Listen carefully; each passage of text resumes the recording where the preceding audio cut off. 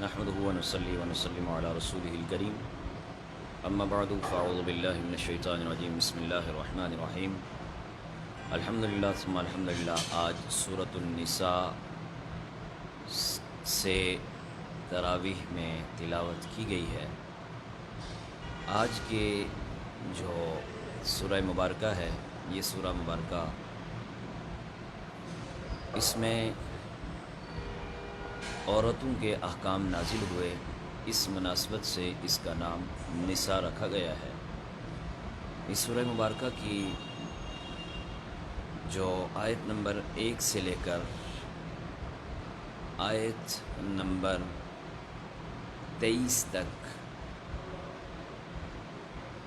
اللہ تبارک و تعالی کا فرمان، اے لوگو اپنے رب سے ڈرو جس نے تمہیں ایک شخص سے پیدا کیا اور اسی سے اس کی بیوی حوا کو پیدا کیا، اور پھر ان دونوں کے ذریعے کثیر تعداد میں مرد اور عورت پیدا کیے اور زمین میں پھیلا دیے، یعنی تمام انسانیت کی اصل ایک ہی ہے۔ اس کے بعد فرمایا کہ اپنے زیر کفالت یتیموں کے مال کو اپنے مال کے ساتھ ملا کر نہ کھاؤ، یہ بہت بڑا گناہ ہے۔ اسی طرح اپنے خراب اور خام مال کو یتیم کے اچھے مال سے تبدیل نہ کرو۔ اگلی آیت مبارکہ میں یہ بتایا کہ اگرچہ بوقت ضرورت 1 سے زیادہ 4 تک شادیوں کی اجازت ہے، لیکن ازواج کے درمیان عدل کی کڑی سے کڑی شرط عائد کر دی۔ زیر کفالت یتیموں کے حوالے سے فرمایا کہ اگر وہ اپنے مال کی حفاظت کا شعور نہیں رکھتے تو ان کے سرپرست کو چاہیے کہ ان کے مال کی حفاظت کریں، ان کی ضروریات کی کفالت کریں اور ان سے حسن سلوک کریں۔ یتیم کا مال اس وقت اس کے سپرد کیا جائے کہ جب وہ بالغ ہو، جب وہ نابالغ ہو تو اس کا مال سپرد نہ کیا جائے، جب وہ عقل مند ہو جائے تو اس کا مال اس کے سپرد کر دیا جائے۔ اور اس اندیشے سے یتیم کا مال جلدی ہڑپ نہ کرو کہ وہ بالغ ہو کر اپنے مال کا مطالبہ کرے گا، اور جب یتیم کا مال اس کے حوالے کرو تو احتیاطاً گواہ مقرر کر لو۔ قرآن نے یہ بھی بتایا کہ یتیم کا سرپرست اگر غنی ہے تو اپنی ذات اور اپنی ضروریات پر یتیم کا مال بالکل خرچ نہ کرے، اور اگر یتیم کا سرپرست جو ہے وہ فقیر ہے تو بقدر ضرورت اپنے اوپر خرچ کر لے، لیکن جب ضرورت پوری ہو جائے تو پھر خرچ نہ کرے۔ اللہ تبارک و تعالیٰ نے یہ بھی فرمایا کہ مرد ہو یا عورت شریعت میں اپنے مقررہ حصے کی وراثت پانے کا حقدار ہیں، یعنی اسلام میں عورت کو وراثت سے محروم نہیں رکھا بلکہ وراثت میں اسے حصہ دیا ہے۔ اور پھر یہاں ایک اور بات بھی ہے کہ سفارش کے طور پر قرآن کریم فرقان حمید یہ بھی بتاتا ہے کہ تقسیم وراثت کے موقع پر ایسے قرابت دار بھی موجود ہوں گے کہ جو یتیم ہوں گے، مسکین ہوں گے، جن کو وراثت سے حصہ نہیں ملے گا، تو ان کی دل جوئی کے لیے ان پر رحمت کرتے ہوئے، ان پر شفقت کرتے ہوئے تم کیا کرو، نفلی صدقات میں سے انہیں دو تاکہ وہ بھی آپ کی طرف راغب ہوں، تاکہ ان کی بھی دل جوئی ہو، وہ بھی دل سے تمہارے لیے دعا کریں۔ ذرا یہ سوچو کہ کل خدا نخواستہ تمہاری اولاد اس محرومی کی حالت میں آ جاتی ہے تو ان پر کیا گزرے گی۔ تو کہا کہ اسی لیے تم دوسروں کے ساتھ رحمت کا ہاتھ بڑھاؤ، دوسروں پر شفقت کرو، تو کل تمہارے کام بھی یہ آ سکتا ہے۔ سورۃ النساء کی آیت نمبر 11 اور 12 میں وراثت کی تفصیلی احکام ہیں۔ یوصیکم اللہ فی اولادکم للذکر مثل حظ الانثیین فإن کن نساء فوق اثنتین فلہن ثلث ما ترک، یہ پورا تفصیل کے ساتھ اس رکوع میں بیان کیا ہے۔ آیت نمبر 22 میں اللہ تبارک و تعالیٰ نے تفصیل کے ساتھ نسبی، سسرالی اور دودھ کے رشتوں سے خواتین کا بیان فرمایا ہے جن کے ساتھ نکاح ہمیشہ کے لیے حرام ہے۔ احکام وراثت اور محرمات نکاح کی تفصیل کے لیے کسی مستند تفسیر کا مطالعہ کریں، اور آج کے دور میں تفسیر صراط الجنان بہت ہی پیاری تفسیر ہے، اسی طرح تفسیر نعیمی ہے، تبیان القرآن ہے، ان کا مطالعہ کریں گے تو بہت کچھ سیکھنے کو ملے گا۔ تفسیر ضیاء العلوم ہے تو اس میں بہت کچھ سیکھنے کو ملے گا۔ یہی آیت مبارکہ ہے نا، آیت نمبر 22، حرمت علیکم امہاتکم و بناتکم و اخواتکم و عماتکم و خالاتکم و بنات الاخی و بنات الاختی و امہاتکم اللاتی یرضعنکم و اخواتکم من الرضاعۃ و امہات نسائکم و ربائبکم اللاتی فی حجورکم. اس آیت مبارکہ میں یہ احکام نازل ہوئے سب رشتوں کے متعلق. پھر یہاں پر پارہ بھی جو ہے چوتھا ختم ہوتا ہے، پانچواں پارہ شروع ہوتا ہے. تو پانچویں پارے کی ابتدا جو ہے اس میں محرمات قطعیہ کے تسلسل میں یہ بھی بتایا کہ جب تک کوئی عورت کسی دوسرے شخص کے نکاح میں ہو تو اس سے نکاح حرام ہے.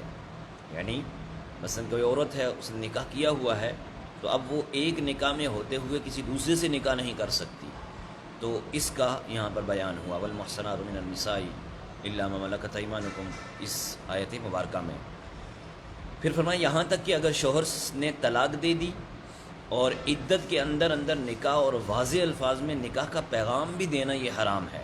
عدت کے اندر اندر کسی نے اگر کسی کو طلاق دے دی، اب اس عورت سے، مرد طلاق دینے والا تو کر سکتا ہے دوسری کسی سے شادی، دوسری سے، تیسری سے، چوتھی سے وہ کر سکتا ہے، لیکن عورت کے لیے لازمی ہے کہ عورت کو اگر طلاق ہوئی ہے نا تو وہ طلاق والی عورت عدت گزارے گی. وہ عدت اس کی جو ہے اس عدت کے گزارنے تک نہ وہ کسی کے ساتھ نکاح کر سکتی ہے، نہ اس کے ساتھ کوئی نکاح کا پیغام بھیج سکتا ہے اس دوران کے عدت کے دوران. آیت نمبر 29 میں بتایا کہ باطل طریقوں سے ایک دوسرے کے مال کھانا حرام ہے اور باہمی رضامندی سے تجارت جائز ہے اور اس کے حاصل ہونے والا نفع بھی جائز ہے.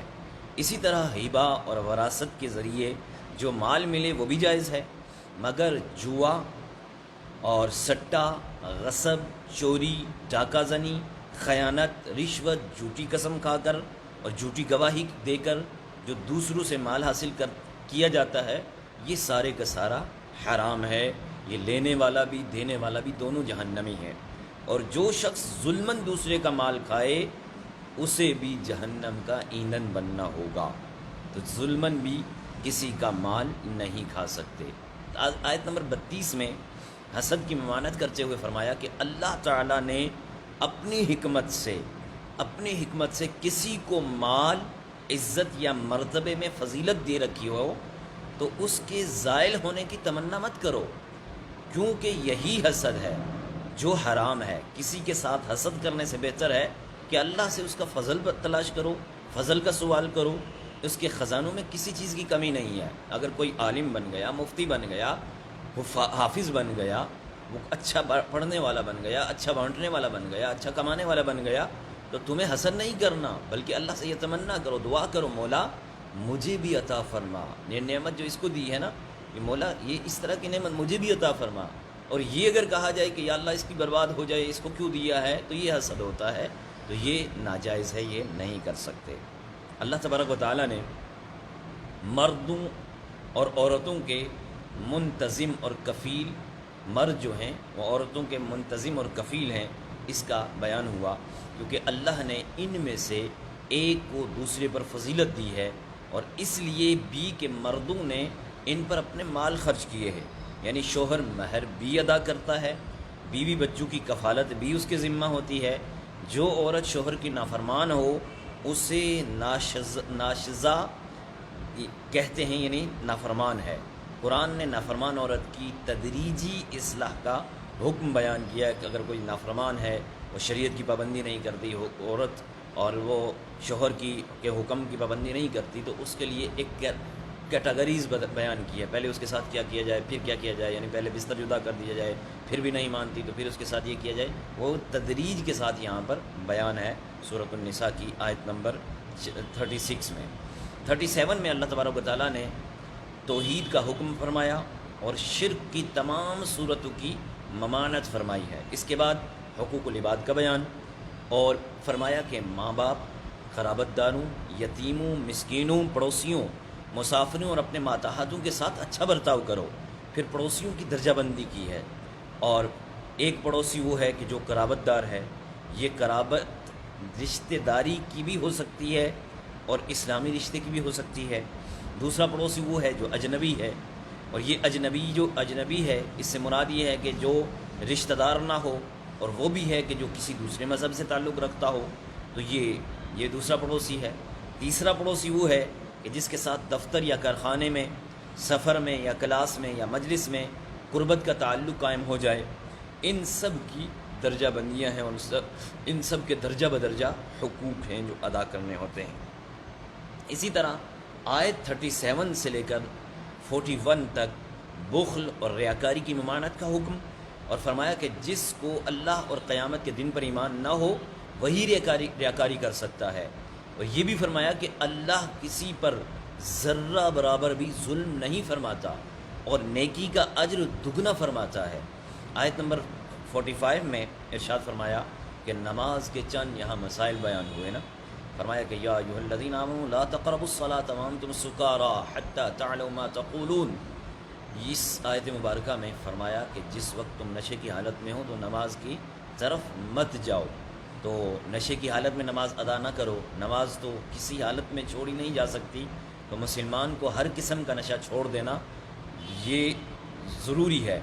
بعض ناگزیر صورتوں میں تیمم کی اجازت بھی دی گئی ہے، اسی سورہ مبارکہ میں بے وضو ہو یا غسل واجب ہو، دونوں صورتوں میں تیمم کی رخصت دی ہے۔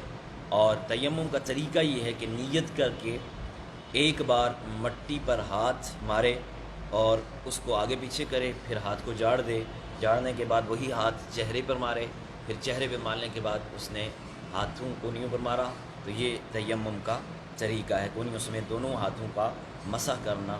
اور تیمم اگر کیا جائے تو مثلا زمین نہیں ہے، مٹی نہیں ہے، تو پھر کیا ہو؟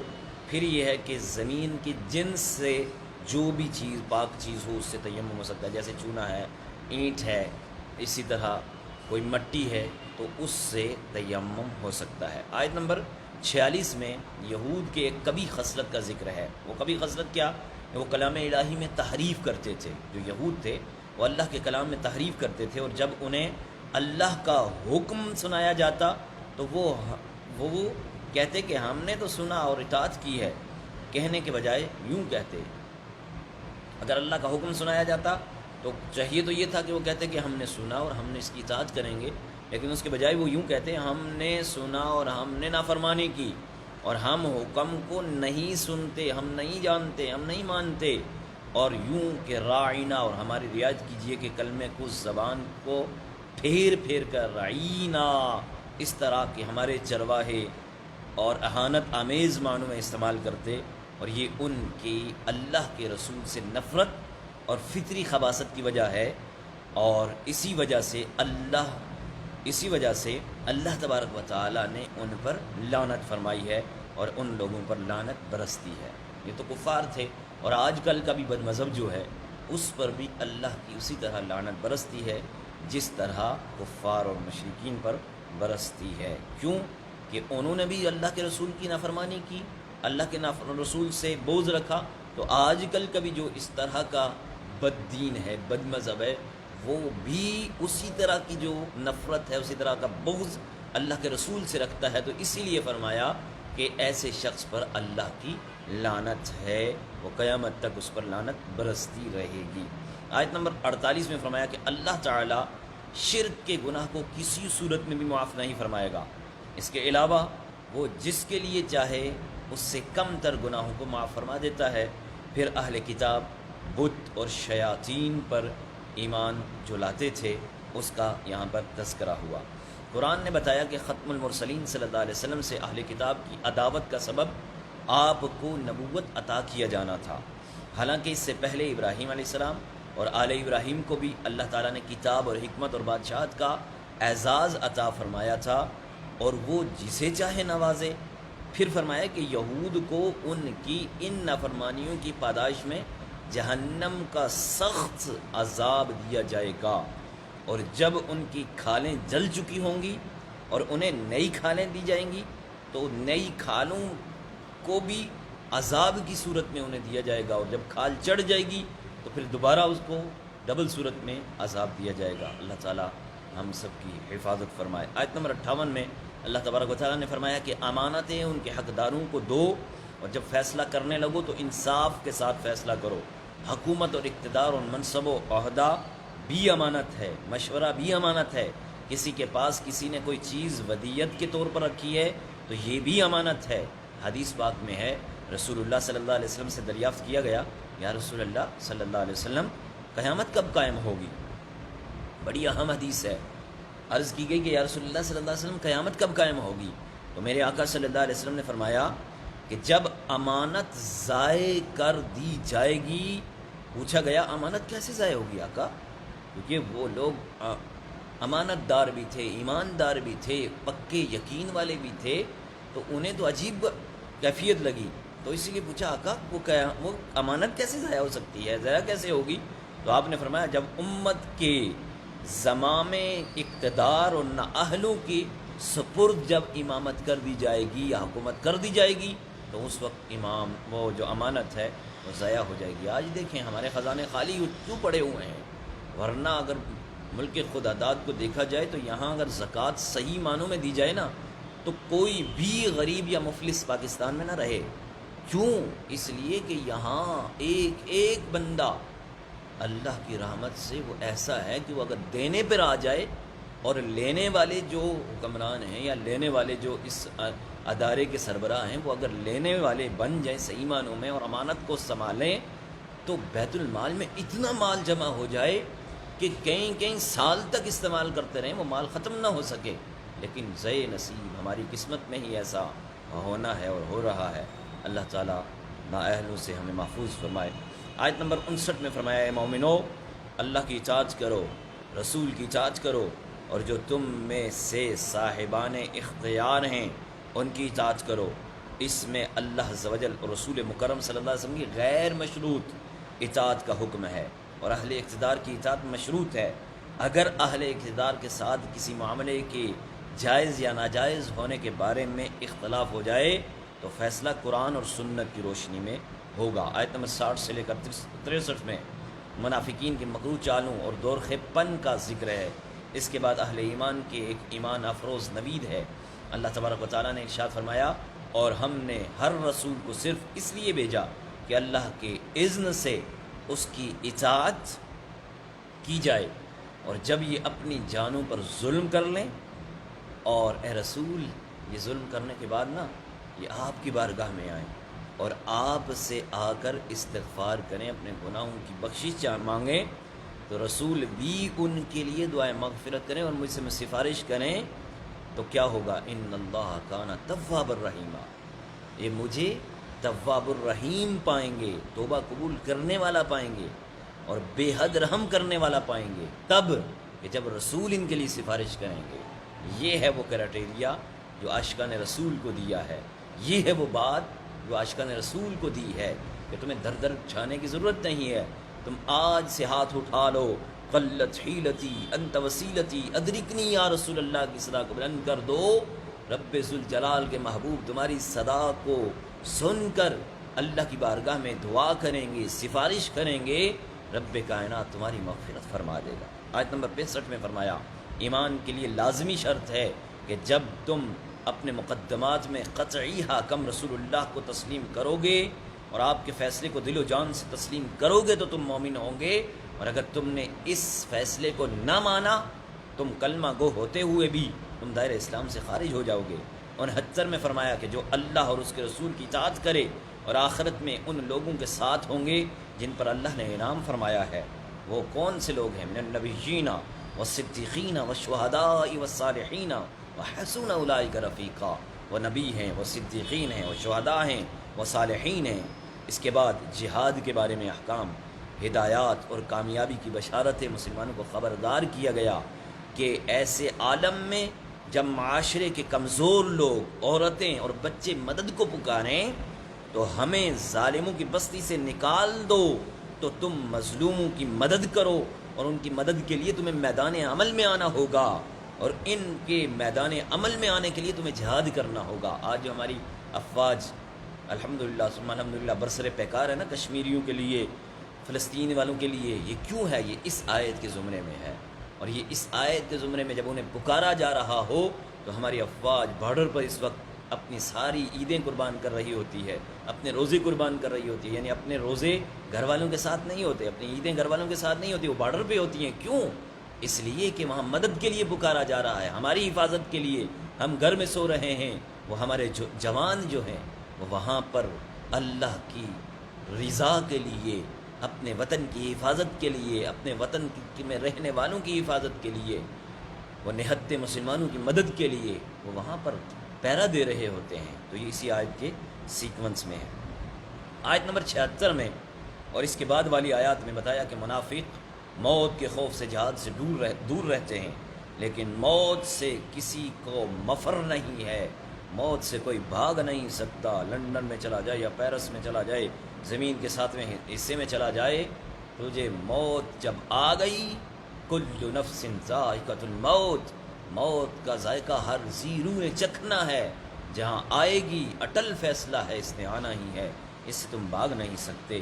اللہ تعالیٰ فرماتا ہے وہ قرآن میں غور کیوں نہیں کرتے؟ اگر یہ قرآن اللہ کی غیر کے پاس سے آیا ہوتا تو یہ اس میں بہت اختلاف پاتے۔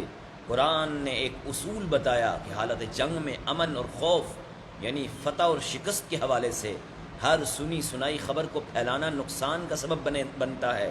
ایسے زمانے میں خبروں پر نگرانی کا اہتمام ہونا چاہیے کہ کس خبر کی اشاعت مسلمان کے لیے مفید اور کس خبر کی اشاعت مسلمان کے لیے نقصان دہ ہے۔ اسے آج کل کی اصطلاح میں یوں اگر کہا جائے نا تو یوں جیسے سوشل میڈیا ہے، الیکٹرانک میڈیا ہے، پرنٹ میڈیا ہے، ان خبروں پر ہر کی خبر پر مت ایمان رکھو۔ یہ بے شمار قسم کی جیسے واجات قسم کی خبریں پھینک دیتے ہیں جس سے ایک قسم کی آگ لگنے والی ہوتی ہے۔ تو کہا کہ ایسوں کی بالکل